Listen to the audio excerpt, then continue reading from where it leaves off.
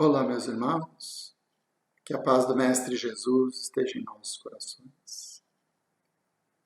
Uma longa experiência nos convidou à reflexão. A doença que visitou muitas famílias, a nossa, a do nosso vizinho, dos nossos amigos, da nossa cidade. Ela nos fez parar para pensar sobre a presença de Deus, sobre a sua proteção, sobre o seu amor. E hoje nós vamos refletir um pouco sobre o capítulo 19 do Evangelho segundo o Espiritismo, que nos fala de fé. A fé transporta montanhas, nos disse Jesus. É justamente nesses momentos de incerteza com o futuro, em que nós vivenciamos uma prova mundial e coletiva, é que precisamos rever esses conceitos da fé, na convicção que temos da presença de Deus em nossa vida. Allan Kardec reúne nesse capítulo duas passagens do Evangelho. Numa delas, ele nos conta que Jesus, estando diante da multidão, foi procurado por um pai, que ajoelhou-se à sua presença e lhe disse: Senhor, cura meu filho, que é lunático. Ora se atira nas águas, ora no fogo. E eu já o apresentei aos seus discípulos, mas eles não puderam curá-lo. E Jesus então pede que a criança seja trazida à sua presença. E na presença do Cristo, o demônio foi expulso. E a criança encontrou a cura. Mais tarde, estando Jesus com os apóstolos, ele foi questionado: Mas, Senhor, por que nós não conseguimos expulsar aquele demônio? E Jesus lhes disse que faltou-lhes fé. E nos fala que em verdade vos digo que se tivesses a fé do tamanho de um grão de mostarda, dirias a esta montanha: vá daqui para lá, e ela iria. Esta passagem do Evangelho nos faz refletir sobre muitos pontos, mas, em especial, sobre essa alavanca que Jesus descreve, que nos dá a capacidade de mover montanhas. Essa intensidade que a fé pode trazer ao nosso comportamento, nessa convivência com as provas e as expiações para as quais nós estamos vivendo aqui nesta terra, devido ao nosso grau evolutivo. Mas antes de abordarmos o assunto da fé especificamente, vamos analisar um pouco a imagem. Expulsar o demônio. Isso quer dizer que o ser maligno controlava a vida do menino e que ora o jogava na água, ora o jogava no fogo, numa evidente intenção de suicídio? Existe o demônio? Existem demônios? Na época do Cristo, a palavra demônio era sinônimo de espírito ou gênio. Então, ela não tinha essa conotação que tem hoje, desse ser maligno que disputa com Deus as nossas almas. Demônio era simplesmente um espírito, que também era chamado de gênio, gênios bons, gênios maus. Então, nós precisamos rever esta passagem do Evangelho sobre esse prisma. Quando o menino é trazido à presença do Cristo, havia um espírito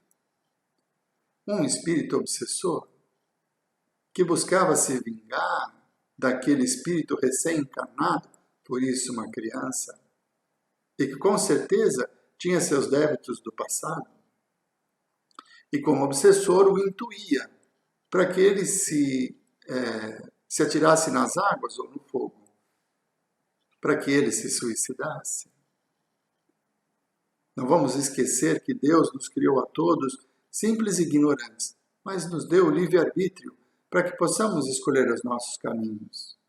Então, um espírito, mesmo um obsessor que nos odeia por algo que fizemos no passado, ele não tem o poder de decidir por nós. Ele pode nos intuir. Ele pode nos perturbar com ideias que são atiradas na nossa mente, no nosso dia a dia, nos convencendo de fazer coisas que acabam nos prejudicando. Mas a decisão final sempre é nossa. Então, não há demônios. E na presença do Cristo, aquele ser que odiava o menino, um adversário do passado, pôde, na presença do amor, da luz que Jesus emana, perceber a grandeza do perdão, ou se afastar diante da luz e do amor, que compreende e perdoa. Então é muito importante que nós entendamos que Jesus, o exemplo de amor, de caridade, que caminhou entre nós, nos trazendo essa doutrina maravilhosa que é o Evangelho, numa transformação, numa reforma íntima, tão intensa de comportamentos e valores, não poderia jamais expulsar alguém. Imaginem que existe uma pessoa que nos odeia, que por muitos motivos deseja o nosso mal, e que está ali na nossa frente, encarnado, está ali presente. Aí vem uma outra pessoa e o expulsa. Qual o sentimento que ele vai desenvolver? Não é o ódio? Ele não ficaria, mesmo diante da envergadura moral do Cristo, se ele fosse expulso, escorraçado como um ser inferior, indigno, ele não se sentiria mal? Não iria aumentar o seu sofrimento? Jesus jamais faria isso, porque Ele nos ama a todos, nos compreende e nos aceita como somos. Então, por amor ao obsessor, Ele mostrou o caminho do perdão, para que ele, se libertando do ódio, pudesse seguir em frente, permitindo que o espírito, que agora no corpo de criança, retomasse a sua vida na existência material e aprendesse com as lições, para não errar de novo. Assim entendemos que Jesus não expulsa o demônio, mas o doutrina, como é feito nas nossas casas espíritas, nos trabalhos de desobsessão, em que as pessoas que estão sofrendo pelo ódio são acolhidas e esclarecidas para que, encontrando o caminho do perdão, possam se libertar. Num conceito muito importante de se saber que o trabalho de desobsessão não é realizado para o obsidiado. O obsidiado, ele vai ser atendido no atendimento fraterno, onde vai encontrar as causas que fizeram com que ele se ligasse a espíritos inferiores. No trabalho de desobsessão, em que aquele espírito é trazido, ele vai ser tratado com amor, com respeito, para que ele, aprendendo sobre o Evangelho, possa se libertar do ódio e ser uma pessoa melhor. Então, é muito importante que nós tenhamos isso em mente. Jesus não expulsava os demônios. Ele doutrinava pessoas com a sua presença, com o seu amor, com a sua luz, para que elas pudessem se libertar do ódio e encontrar a paz. É esse o trabalho que se faz nos grupos mediúnicos de desobsessão, auxiliando aqueles que por muitos motivos não conseguem perdoar e ainda vivem no ódio. O obsessor não é um espírito mau. Ele é um ser que, ainda pela ignorância, não conseguiu entender as lições de amor e de perdão trazidas pelo Cristo. Muito bem.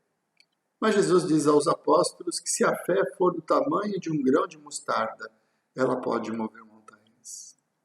E esta frase fez com que as religiões baseadas no Evangelho do Cristo colocassem a fé como uma grande alavanca para resolução de problemas.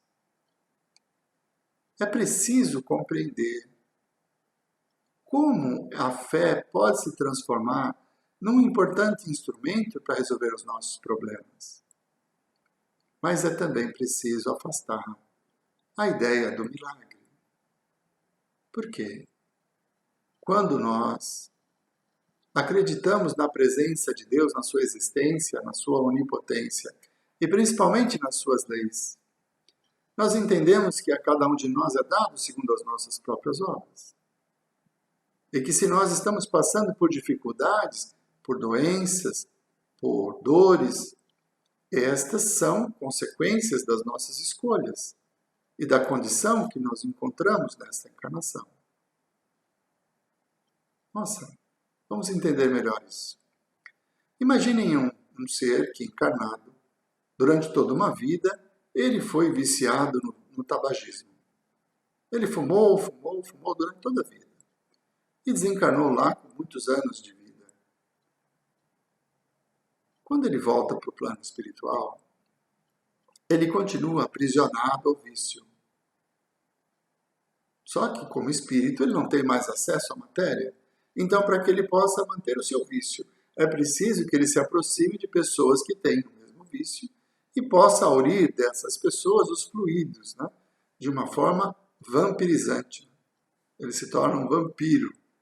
Isso serve para droga, para bebida, para todos os vícios, em todos os sentidos. Mas essa situação não é permanente. Haverá um momento em que esse irmão percebe que o vício é deletério para ele e pede ajuda. E ele recebe ajuda. No plano espiritual, recebe tratamento, recebe orientação, mas ele ainda traz consigo as marcas do vício. Por isso, pede uma encarnação onde ele possa resistir ao vício e possa se libertar de todas as cicatrizes que essas atitudes fizeram no seu perispírito. E ele reencarna, então, como uma criança com asma, com bronquite, com sérias doenças respiratórias. Aí nós vamos dizer assim, é a lei de Italiano. Crime e castigo, a lei de causa e efeito, lei do engano. Deus não nos pune, muito menos nos castiga. Ele vai vivenciar as consequências do seu vício, sim, mas não como um castigo, mas como um instrumento para que ele resista ao mal, para que ele possa resistir ao vício. Então, uma pessoa que já tem problemas respiratórios vai ter um motivo a mais para resistir àquele ímpeto de voltar a consumir produtos tabagistas. E mais, ainda na sua infância, já amparado pela sua mãe, que é ciosa, que cuida muito bem do seu filho, ela vai em busca de tratamento médico. E a orientação é para que eles façam exercícios físicos, natação principalmente. E então, mais um obstáculo para que ele recaia no vício. Porque o atleta, ele tem uma tendência a resistir ao tabagismo. Porque o tabagismo diminui o rendimento. Então a gente percebe que a doença em si, ela vem para auxiliar aquele espírito a resistir e superar o seu vício, essa má tendência. Não é um castigo, mas sim instrumentos para que ele possa evoluir. Agora imagine que esta mãe, querendo curar o seu filho, leva essa criança até um médium de cura e ali se realiza o milagre de curar a doença. Então, o menino que tinha asma, bronquite, é tratado espiritualmente, essa doença é retirada e ele retoma a vida com um corpo sadio, saudável. Não haverá uma grande tendência de que ele recaia no vício? já porque as principais consequências dos erros da vida passada foram retirados. Então, esse milagre da cura desta criança pode ser não algo que vá favorecê-la, que vá melhorar a sua existência, mas, ao contrário, tornar mais difícil ou resistir ao vício, e quando ele chegar na adolescência, em que ele recupera todos os pensamentos, as influências das vidas passadas e sua tendência ao vício, já que ele se esquece do período que passou no plano espiritual, existe uma grande possibilidade dele recair, de sucumbir diante da prova. Então a cura mediúnica, ela não existe, é falsa? Claro que não. O processo do magnetismo, a cura mediúnica, ela é verdadeira, está provada e descrita em diversas obras que estudam esse assunto. Claro que é fato. Os espíritos vêm através dos médiuns de cura e nos auxiliam a recuperar a saúde. De todos? Não, só daqueles que têm méritos. Então, o conceito de milagre relacionado à fé, eu acredito em Deus. Eu tenho a convicção de que Ele existe, de que Ele está pairando sobre nós, e que Ele é onipotente, portanto, pode tudo, inclusive me curar. Esse é o conceito da fé, uma fé cega. Este conceito é que está equivocado. Para que nós encontremos a cura para os nossos males, é preciso que tenhamos fé. É preciso que acreditemos que Deus é onipotente, onipresente, infinitamente justo, bom e misericordioso. E são esses três atributos reunidos que nos dá a certeza de que Ele nos deu as melhores condições para que possamos evoluir através da nossa encarnação.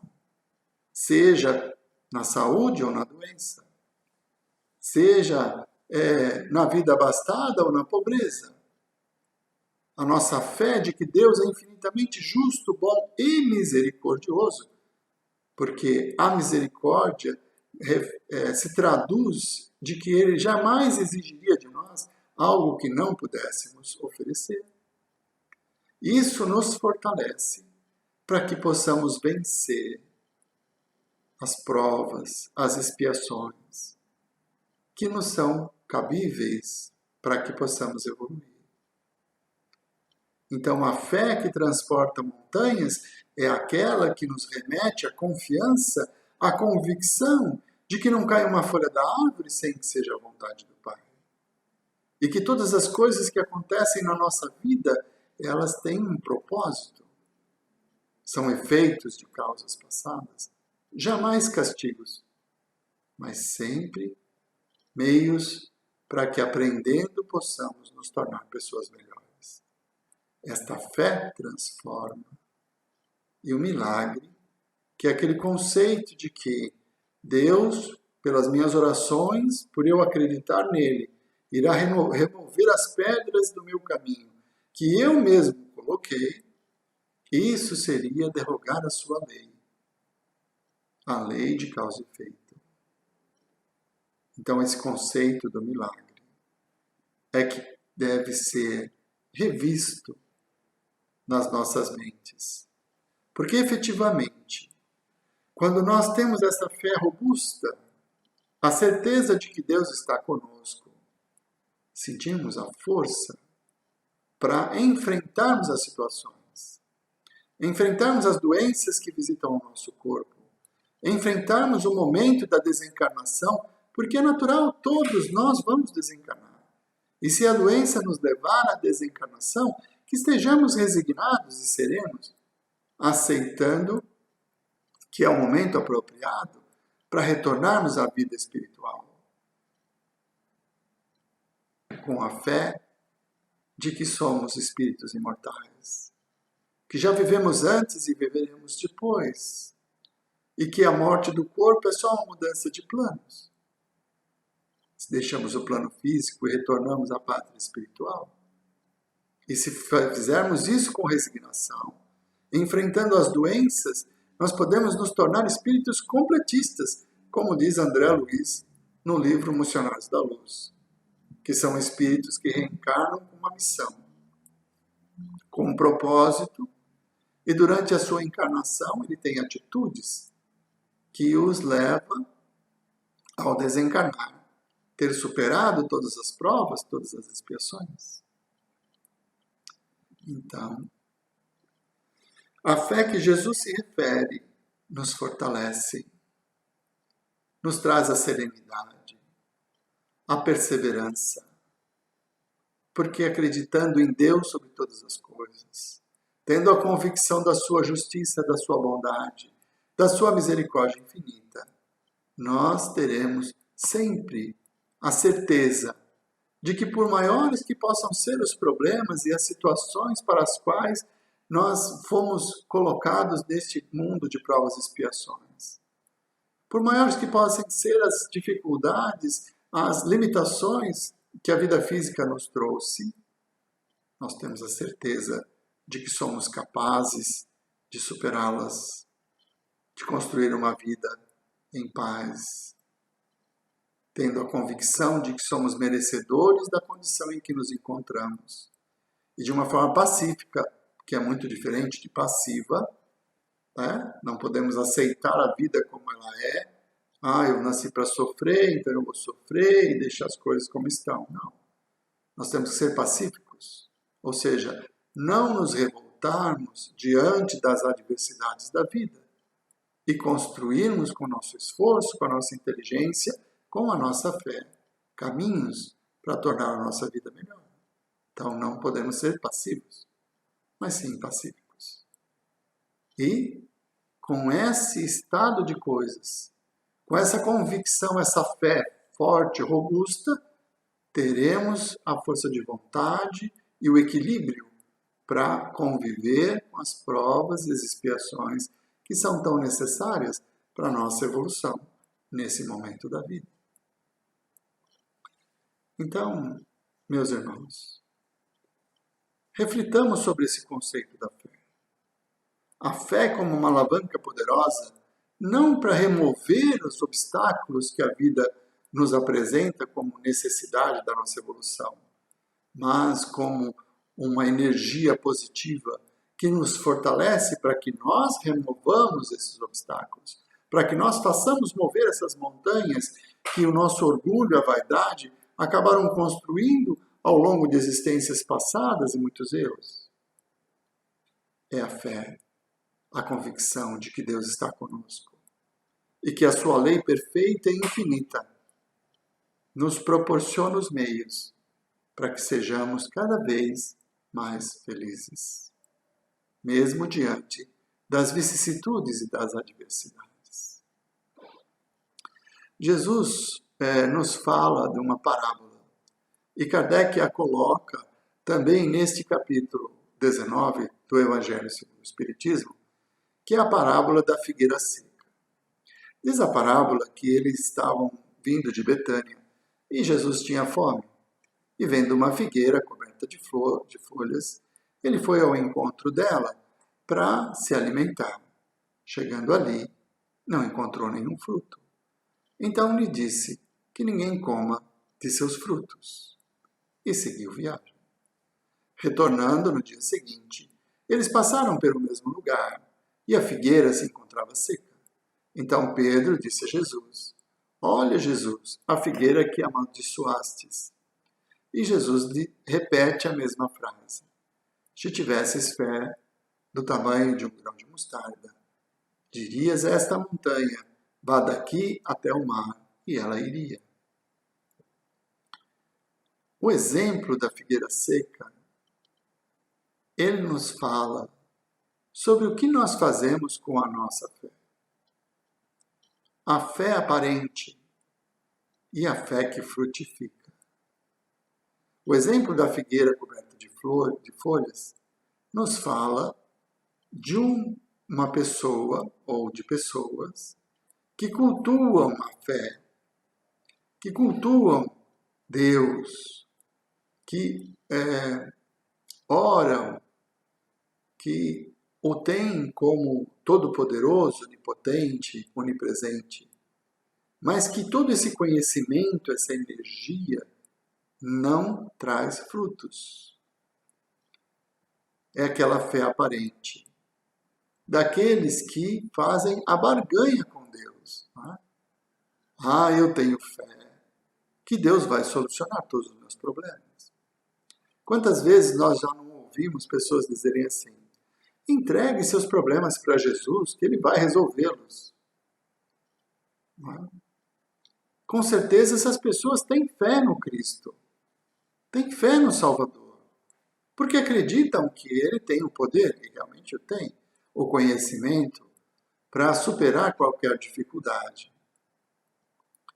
Mas o que estão fazendo com essa crença? Abrindo mão do trabalho? Abrindo mão da reforma íntima tão necessária? Das transformações de atitude?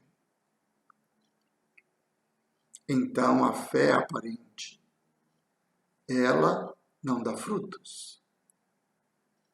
A fé verdadeira, a fé raciocinada, aquela que nos leva a compreender. Porque Jesus disse no Evangelho a Pedro que nós precisamos perdoar 70 vezes, 7 vezes. O perdão como instrumento de libertação do ódio, da mágoa, do rancor, do nosso íntimo. Porque o perdão nos faz bem. Aquele que compreende que amar ao próximo nos aproxima de Deus.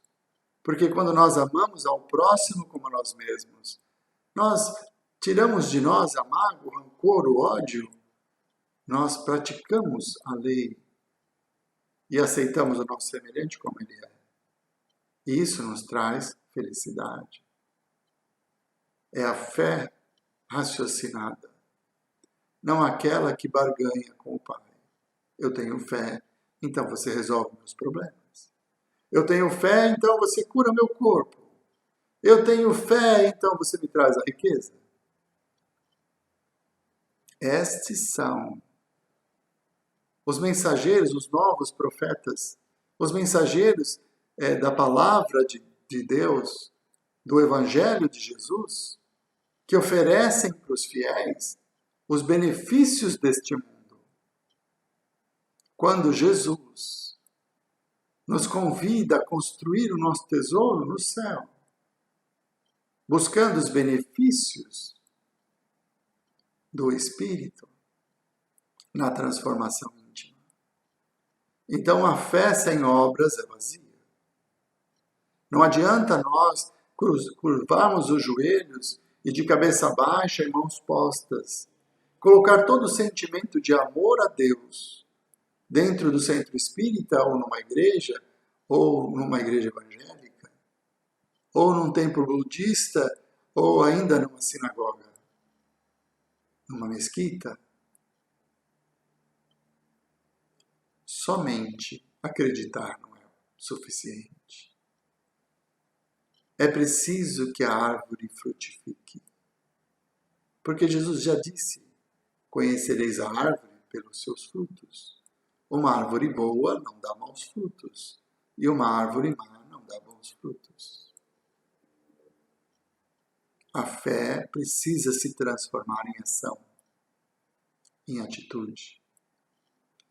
E aí nós encontramos nesse mesmo capítulo a união entre a fé e a caridade. Porque a caridade é o exercício do amor. E aqueles que têm fé, a convicção da presença de Deus em nossa vida, eles têm a possibilidade de construir, de frutificar com essa fé robusta, que auxilia o semelhante, que combate as nossas más tendências e nos leva à reforma íntima, na transformação de atitudes, de ações, diante das provas, das expiações, que são tão necessárias para que possamos nos conhecer. Eu digo que diante das provas nós podemos nos conhecer, porque é quando a vida nos contraria, é que nós podemos perceber o tamanho da nossa fé. Se nós estivermos com a nossa vida equilibrada, se tudo está dando certo, se as pessoas que amamos nos amam também, se o trabalho nos rende os benefícios dos recursos financeiros adequados aos nossos desejos, satisfazendo os nossos desejos, então é fácil agradecer a Deus todos os dias pela vida maravilhosa que Ele nos concedeu.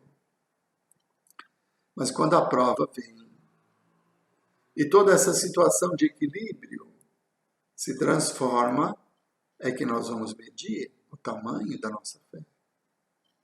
Se nós, como a figueira também, só tínhamos a aparência, porque diante de uma vida tranquila, quando vem a doença e visita o nosso corpo e nos coloca o temor à morte, porque muitas das doenças atuais degeneram o corpo até a morte.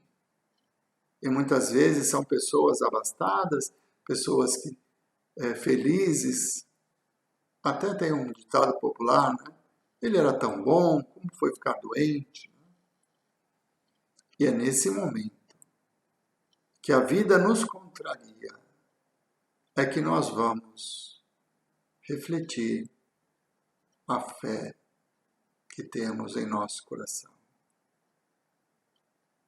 É nesse momento que da dificuldade, quando a adversidade se apresentam e as coisas não acontecem da forma que nós gostaríamos, é nesse momento que nós vamos medir a intensidade da nossa fé, a resignação diante da vontade do Pai. É nesse instante em que a vida nos convida à mudança, que nos tira do prumo, nas expiações tão necessárias para que nós possamos nos conhecer. A misericórdia de Deus nos coloca nessas situações não como castigos ou punições, mas para que nós possamos nos conhecer e medir a nossa capacidade de amar a Deus sobre todas as coisas. A fé que nos dá a certeza de que tudo é justo, é bom e é misericordioso.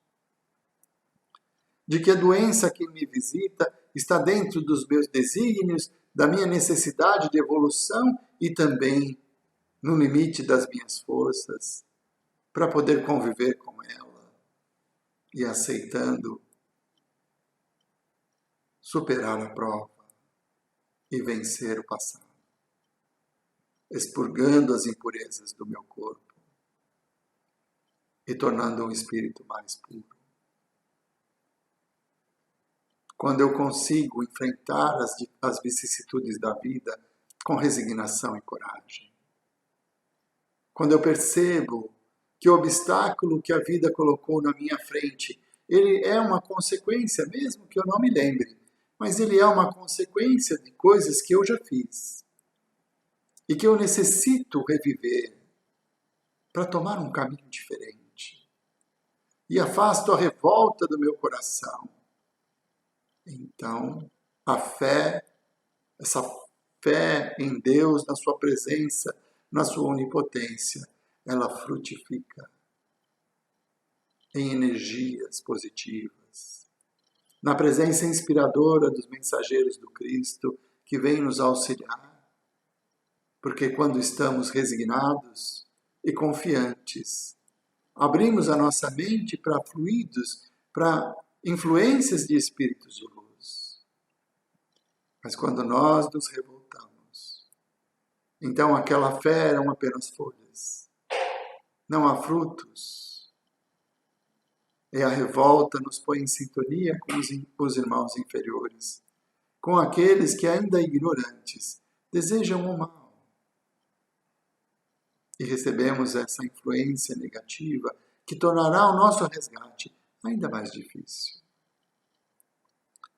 A convicção de que Deus coloca as pessoas e as situações de acordo com a nossa necessidade evolutiva nos dá a vontade de auxiliar o próximo, de fazer a caridade, na certeza de que estamos exercitando, combatendo os sentimentos negativos que ainda habitam o nosso íntimo, provando que não somos mais egoístas a ponto de virar as costas por irmão que está com fome.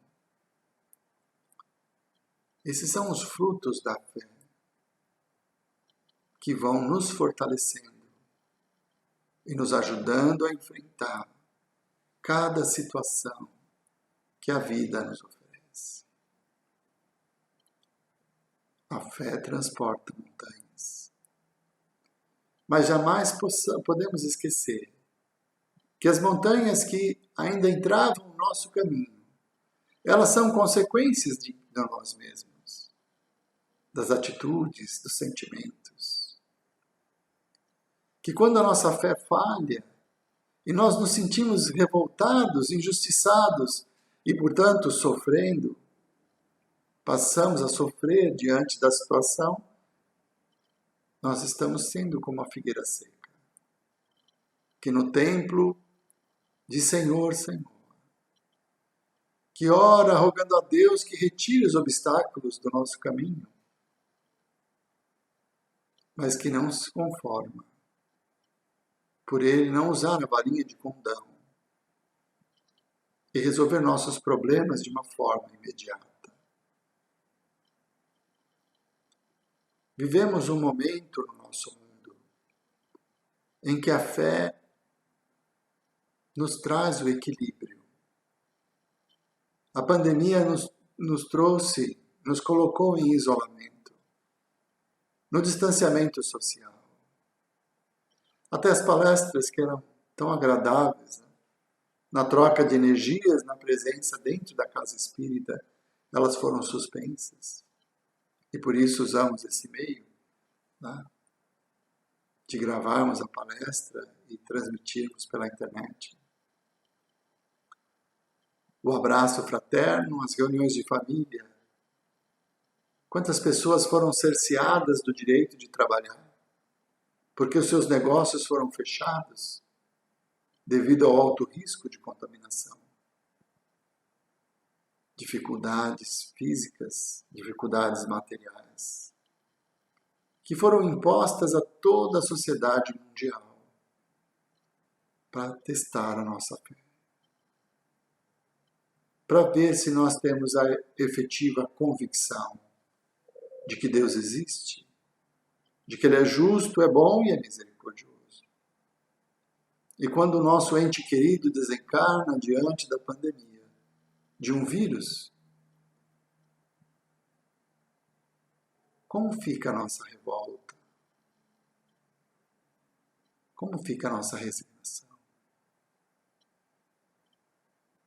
A compreensão de que não cai uma folha da árvore sem que seja a vontade do Pai. Então, uns desencarnam, outros não. Exemplos de pessoas idosas que passaram longos dias nas UTIs e que juntos saíram, sendo festejados pelas equipes médicas. Isso aconteceu muitas vezes durante a pandemia. E outros ainda jovens, cheios de saúde, que desencarnam e retornam à pátria espiritual.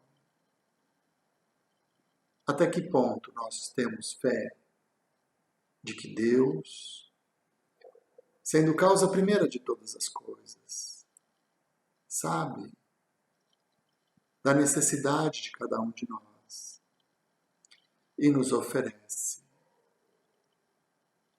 o necessário a cada momento. A nossa fé está em prova. Quais são os frutos que nós produzimos nesse longo período de pandemia?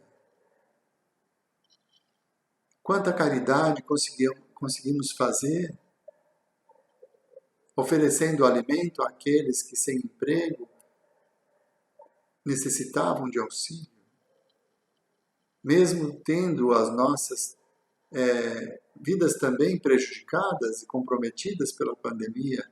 Qual o esforço que fizemos em exercitar o amor ao próximo?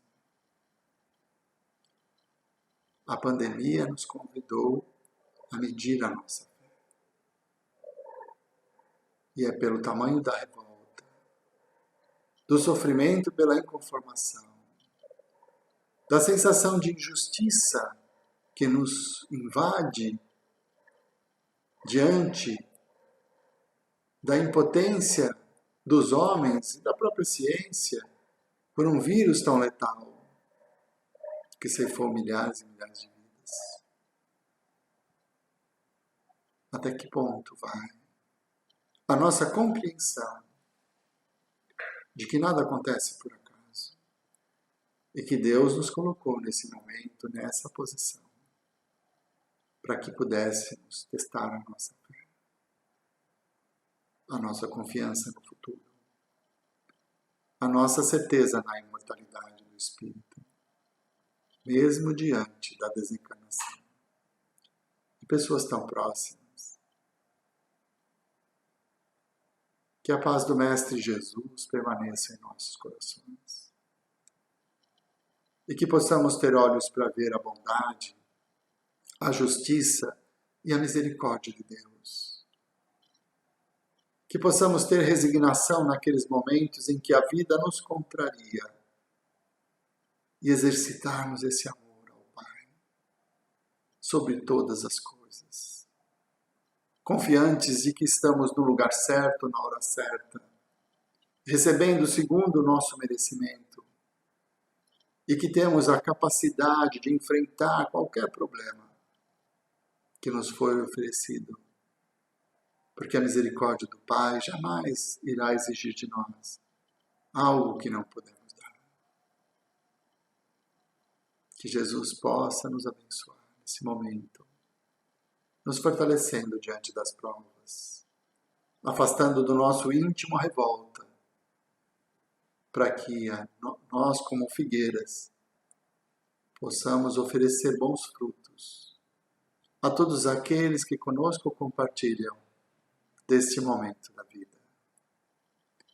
Muito obrigado, meus irmãos. Que a fé seja robusta em nossos corações e que Deus nos abençoe.